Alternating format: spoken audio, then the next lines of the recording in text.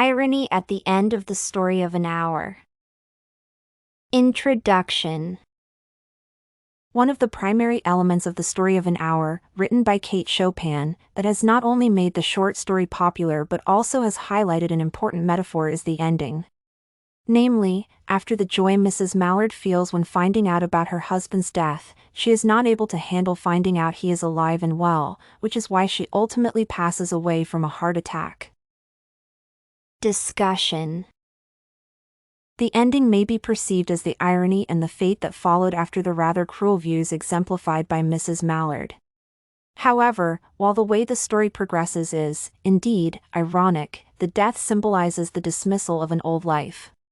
Namely, Mrs. Mallard was happy her husband died because she finally felt free and imagined what her life could be like without her partner.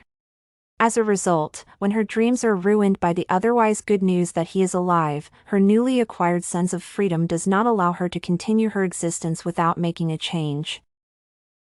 Mrs. Mallard was a changed person when faced with the accident that her sister told her about. Instead of faking grief or convincing herself she is emotionally ruined, she accepted the reality and was described as drinking in a very elixir of life. Death inspired life, inspiration, and a prospect of a brighter, independent future.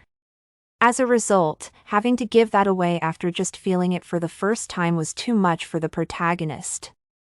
Mrs. Mallard's death is the physical rejection of the world in which she loses her freedom and sense of self again after finding it under strange circumstances. The Story of an Hour is a short story published in 1894 exemplifying a fictional situation in which the sister of the protagonist informs her she lost her husband in an accident. The widow, Mrs. Mallard, is rather upset at the thought of what happened before becoming more aware of the feeling she is experiencing and realizing she is joyful. Her newly acquired freedom inspires her, yet her husband comes home alive and well. As a result, Mrs. Mallard dies of a heart attack, not being able to accept reality. The ending correlates with the metaphorical exemplification of avoidance of reality and the inability to give up freedom after tasting it for the first time. Mrs. Mallard felt unhappy in her marriage, which gave her a reason to desire freedom. For example, when her love for her husband is reflected upon, it is stated that often she had not loved him. In relation to the thesis, it is clear that wanting to break free is at the core of the loveless marriage between the two characters. Mrs. Mallard's craving for freedom is highlighted in her desire to continue her life journey alone. For example, it is highlighted that the protagonist imagines years to come that would belong to her.